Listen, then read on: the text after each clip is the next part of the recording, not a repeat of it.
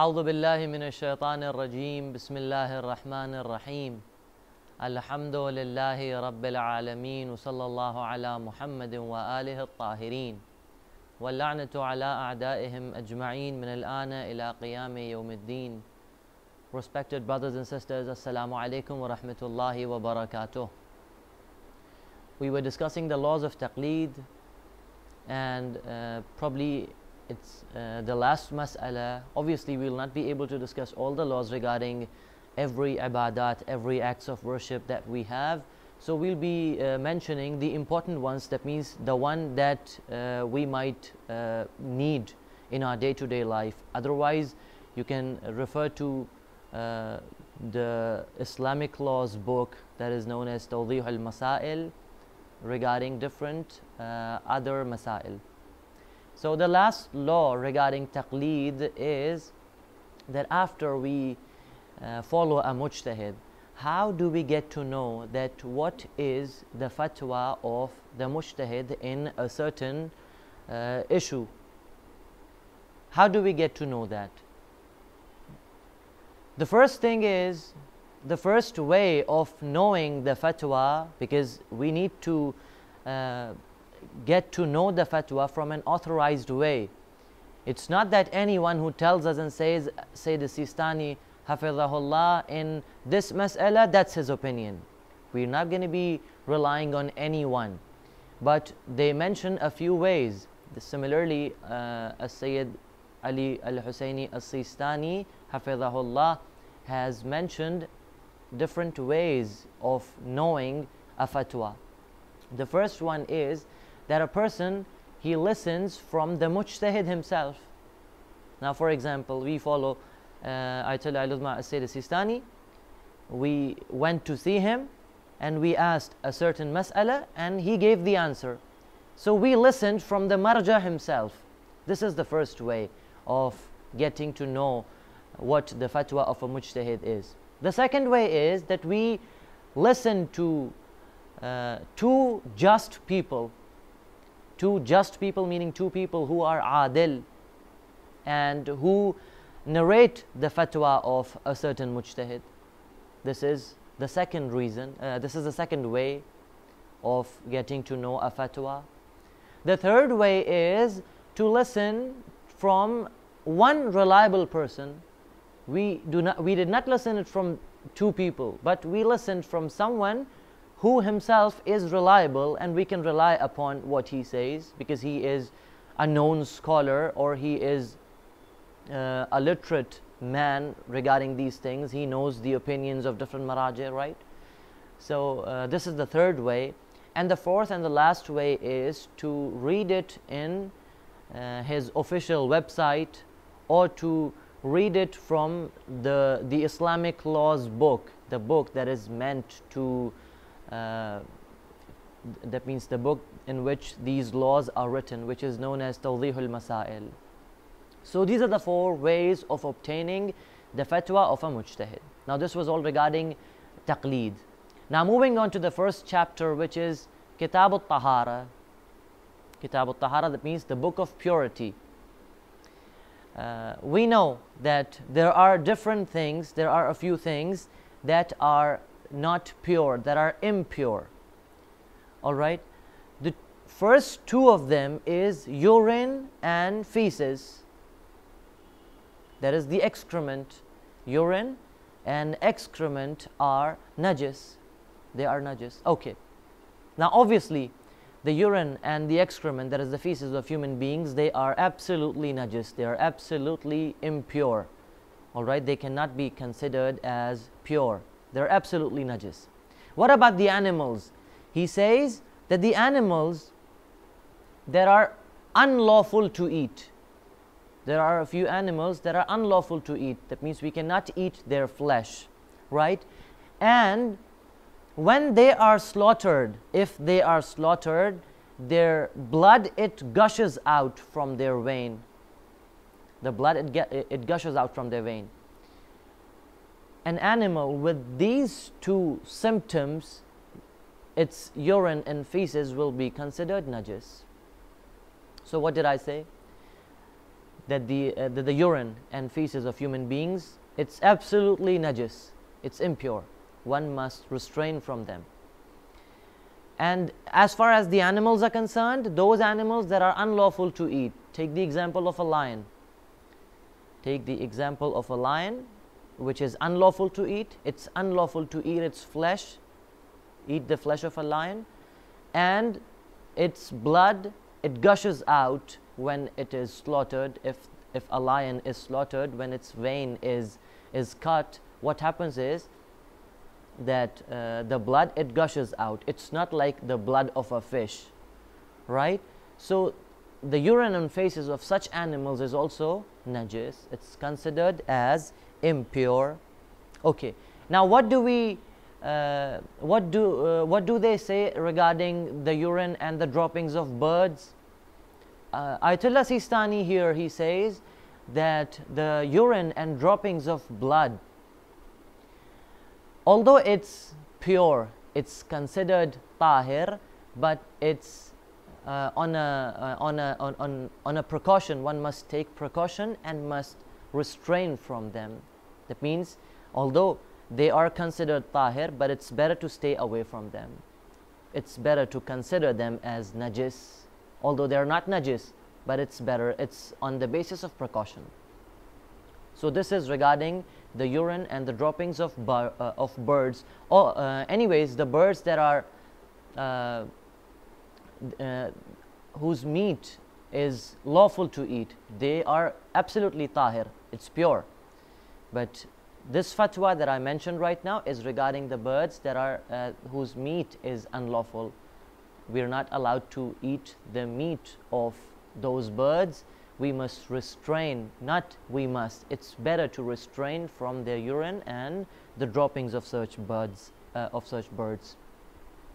Similarly, the urine and feces of an animal that eats excrement, that eats feces, or that eats any najis thing, all right, is also considered as impure. Now, for example, a camel, its urine and feces, they are considered tahir, right? But if the camel, a certain camel, if it develops a habit of eating excrement, its urine and feces will also be considered impure. So this was all regarding the urine and the feces. The third thing that is najis, that is considered impure, is semen. All right, the semen of men, as well as the animals that are unlawful to eat, that means whose meat is unlawful for us to eat. Those animals, the semen of those animals, as well as the semen of men, is considered to be impure, and it's obligatory to stay away from them. That means you cannot consider them as tahir. That means if you want to pray, if you want to say your namaz, if you want to say your salat, what happens is, if there are a few drops of such najis things, it's obligatory on you to wash your clothes, or to wash your hands, or to wash your any part of the body with which these urine and feces and semen, they are, if there is any drop or any sign of such things is present, it's obligatory to wash it before you start your prayers. So this is regarding the semen of men and the semen of human of the animals whose meat is unlawful for us to eat. Regarding females, regarding women, the mas'ala is the same, but for a detailed explanation, one must refer to the Islamic laws of Sayyid Sistani again, and it's mas'ala number 345. It's 345. One must refer to it to get the detailed information regarding the semen of women, whether it is considered tahir or not. All right, there are different details regarding it. One must refer to this mas'ala 345 to get the detailed information regarding this. The fourth najis thing, so the first one was urine, The second one was feces. The third one was semen. The fourth one is a dead body, corpse of human beings, or the dead body that is known as a carcass of an animal. An animal, which animal? An animal whose blood gushes out when the animal is slaughtered, right? So this dead body of the animal or the human being, it will be considered najis, it will be impure, right? If the animal dies, if it's not slaughtered, if the animal is killed, all right, or if the animal dies itself, for example, again detailing the mas'ala, the dead body of human being is najis. All right, now what about the animals? The animals whose blood it gushes out when the animal is slaughtered, the dead body of such an animal will also be considered najis. Now what do we mean by that? That means if the animal dies by itself, or the animal is slaughtered in an un-Islamic way, in an unlawful way, this animal will be considered, its dead body will be considered najis. I hope the mas'ala is clear. Although when it is slaughtered in an Islamic way, it will not be considered najis. But if it dies by itself, or it is slaughtered in an Islamic way, right, the animal, its dead body will be considered najis. The same is the case with the flesh or any part of an animal that contains life. The flesh or any part of human beings that contains life. For example, if a certain part of one's flesh or a certain part of one's finger is amputated, it's cut off, what will be the hukum? The hukum will be that this part of flesh or this certain part of the body of an animal or the human beings will be considered impure. This is the second mas'ala regarding the dead body. Now another mas'ala that is useful for us to know in our day-to-day life is the skin that is pulled easily from our lips or from parts of our hands or fingers. The part of skin that is pulled easily and that does not contain life will be considered as tahir. It will be considered as pure, will not be ruled as najis. Now for example, if there is a part of skin on our lips and we just pluck it off easily and it does not contain life, that means it will be ruled as tahir and pure. It will not be considered as najis, right? So this was the fourth thing that is najis. Coming on to the fifth one, which is blood. The fifth such thing which is najis is the blood. Okay, whose blood? He says the blood of human beings and every animal whose blood gushes out when it is slaughtered will be considered najis. It's ruled najis. So the blood of human beings, even if it's a single drop, and similarly the blood of those animals that when slaughtered, the blood it gushes out. All right, when this vein is cut, the blood, if it gushes out, this blood will be considered najis. Okay, so those animals whose blood does not gush out, like what? Like the blood of the fishes, when they are slaughtered, their blood, it doesn't gush out. Similarly, those animals or those insects that do not have flesh, like what? Like the mosquitoes and flies, it will be considered as pure. Their blood is pure. This is the second mas'ala. Now, another thing that is important here. Now, for example, if we have mosquitoes and flies, right? Now, what happens is that the mosquito, it sometimes sits on our hand or any part of our body and it sucks our blood, right? And what happens is that normally what we do is we kill the insect. we kill the insect. Here there are two different things. If we killed the insect while it was in a state of sucking blood from the part of our body, in this condition, it will be the blood that will be seen on our hand will be considered impure. Please pay attention to this. Again, if the mosquito is sucking the blood from our hand, and in the same state, while it is sucking, we kill the animal, we kill the insect, this blood will be considered najis. But if it was simply sitting, not doing anything, not sucking blood from our body, and we killed the mosquito, this blood will be considered as pure, right? So this was regarding the blood of the mosquitoes and other insects, right? Now, similarly, if an animal is slaughtered, according to the rules of the Sharia, slaughtered in an Islamic way, right? That means facing the Qibla and with a proper knife, and while saying Bismillah ar-Rahman ar-Rahim, all right? If an animal is slaughtered in such a way and the blood, it comes out and a good amount of blood is gone out, then the remaining blood that remains inside the body of the animal whose meat is lawful for us to eat, the remaining amount of blood which is present in the body of the animal will be considered as pure.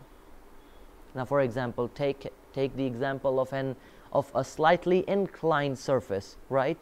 And if we slaughter an animal on such a surface, and the blood, it goes out, a good amount of blood, it goes out from the body of the animal, then what happens is the remaining blood which will be inside the body of the animal will be considered as pure. And if the blood that has gone out, for example, if we want to change the direction of the animal or something, and the blood that was going out of the body of the animal, if it came back, this is mentioned in the mas'ala, if it comes back inside the body of the animal again, then the blood will be considered as najis. It will not be considered as tahir anymore. So this was regarding the blood of the animal that is slaughtered. Okay. Now another mas'ala that is useful for us, and it's helpful in our, we need to know it because it's related with our day-to-day life.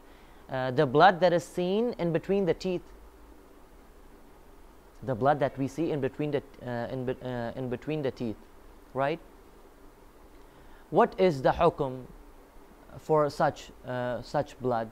He says that if the blood that is in between the teeth, if it's in such a small amount, in a way that it disappears while getting mixed up with the saliva, it can be swallowed. It can be swallowed, and it's not obligatory on the person to spit the blood, right? If it's in a small amount. Anyways, if although the blood, if it's coming out from one's mouth or from someone's teeth or gums, that blood, if it's in a way that it does not get disappeared when it's mixed with the saliva, it must be spitted, because it will not be considered tahir, it will not be considered as pure. So this was regarding the blood. Now coming on to the other najis thing, there are two animals that are considered najis, and all of you know, it's the dog and the pig. The dogs and the pigs, they are also considered najis. Now what do we mean? All of them, or only their body, that means only the part of their body that contains life is considered najis, or every part of their body is considered najis? He says every part of such animal, their hair, their paws, their bones, or their nails, everything will be considered najis. Dogs and pigs, they are completely najis. So till now we discussed urine and feces, two. The third one was semen. The fourth one was corpse, that is the dead body. And the fifth one was blood. And the sixth and the seventh one are the dogs and the pigs. They are also considered najis. These 7 things, they are najis, right? Now, moving on to the later part of our session, which is regarding the laws of the holy month of Ramadan. While we were discussing the intention, the niyyah, all right, the intention. One must make niyat before fasting. Now, this niyyah, if someone is fasting for the month of Ramadan, he can make the niyyah of the complete month on the first day itself, or can renew the niyyah on every day. Every day one can renew the niyyah. Now, for example, if someone forgets to renew his niyyah, renew his niyyah, the intention, or someone was asleep, for example, someone slept at 3 a.m., 3 at night, or in the morning, whatever you say, and he woke up at 8 in the morning, he missed his morning prayers in the month of Ramadan, did not make the intention. Here, the person will continue his fast, all right? He will make the niyyah the time when he wakes up and will continue his fasting, and his fast, his roza, his saum will be in order. So this was regarding the niyyah of the month of Ramadan. The next mas'ala regarding the month of Ramadan, because people, they ask a lot of masail regarding the holy month, and they keep on asking that if we brush our teeth, or we oil our hair, or we take a bath, or we apply dye and colors to our hair, is it permissible? Is it permissible for us to do these things, right? So what we want to say here is that Sayyid Sistani Hafidhahullah, here he mentions 8 things. He says there are 8 things that are obligatory for a person to restrain from them while he is fasting. That means there is no 9th thing that is obligatory. That means there are 8 things that can invalidate a person's fast. We will be discussing them in detail afterwards, but just counting those 8 things. Now, the first thing is eating and drinking. All right, you can consider these 2 things as 2 things, but he writes them as one thing. The first one is al-akl wa shurb, that is eating and drinking. The second one is sexual intercourse. The third one is masturbation, that is to take out the semen from a person's private part, right? During the day of the holy month of Ramadan, even if the act itself be prohibited and haram. The fourth one is to attribute false things to Allah subhanahu wa ta'ala, or to the Prophet sallallahu alaihi wasallam, or to one of the Imams, to Ma'sumin alayhimus salam. If someone attributes false things to these people, his fast will become invalid. The fifth one is to cause thick dust enter one's throat.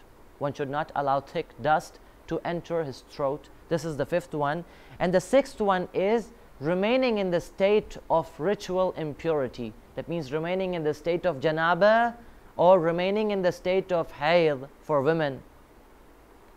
All right, after the morning prayers, after the adhan of the morning prayers, remaining in such state. This is the sixth one. The seventh one is applying liquid enema, and the eighth one is to vomit intentionally. If someone does these 8 things, his fast will become invalid. His fast will become invalid, and we will be discussing these masail. And apart from the invalidation of the fast, it will be obligatory on the person to give the kafara as well. This was all regarding today's discussion, and we'll meet insha'Allah in the next one with other Islamic laws. Wa sallallahu ala Muhammadin wa alihi at-tahirin.